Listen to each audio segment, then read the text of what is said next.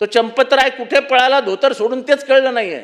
असा चंपतराय आमच्या इथे जन्माला यायला नको म्हणून आमची एवढी आरडाओरड चालू आहे. ठीक. साहेब, या बिलावर कोण बोललं असतं? मीच त्याचा सदस्य असणं, माझ्या हातातच ते सगळं असणं, माझा कॉन्शियस जागा व्हायला हवा जयस्वाल तुमच्यातला. ठीक. तुम्ही बिल आणलंच कसं? तुमच्या मतदारसंघातलं देऊळ आहे, बरोबर आहे. आवाड साहेब, मुद्दे रिपीट होत आहेत. हे सगळे मुद्दे घेतले आहेत वरुण नाही सरदेसाई. तसं नाही अध्यक्ष महोदय, त्यामुळे नवीन काय असेल तर आपण मांडा. आता मी मांडला ना पहिला मुद्दा. देखो दीवानो ये काम ना करो, राम का नाम बदनाम ना करो, तुम्हारे में का रावण जागा मत करो. अध्यक्ष महोदय, तुमच्यातलाही राम जागा राहू द्या. आणि त्यामुळे महाराष्ट्राला न्याय देण्यासाठी उभी आहोत सगळे. अयोध्येतला राम तुम्ही बदनाम करून टाकलात, बदनाम. तो चंपतराय कुठे पळाला धोतर सोडून तेच कळलं नाहीये. असा चंपतराय आमच्या इथे जन्माला यायला नको म्हणून आमची एवढी आरडाओरड चालू आहे. ठीक. साहेब, या बिलावर कोण बोललं असतं का?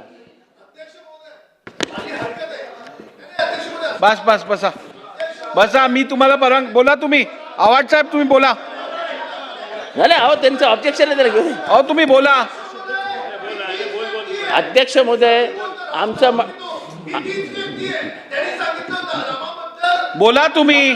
असं काय करता? बोला तुम्ही. अध्यक्ष, तुम्ही बसवा त्यांना. नाही, ते राहू दे. तुम्ही. अध्यक्ष मी तुमच्यावर महोदय, बोलतो. तुम्ही मलाच ऍड्रेस आमचं करा. स्पष्ट मत आहे की ह्या बिलाबद्दल खरं तर आम्हाला बिल आधी मिळायला पाहिजे होतं.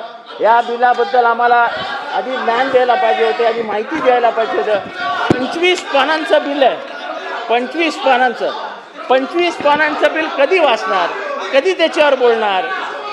आम्हाला अभ्यास करून तर बोलायला हवं. ठीक आहे. आणि त्याच्यामुळे थोडक्या अभ्यासात पण तुम्ही उत्तम मांडणी केली आहेत. थोडक्या अभ्यासातही तुम्ही उत्तम मांडणी केलेली आहेत. मी उत्तर ऐकण्यासाठी आतुरतेने वाट पाहतोय. उत्तर ऐकूया. बसा. चला लवकर. माननीय अध्यक्ष महोदय,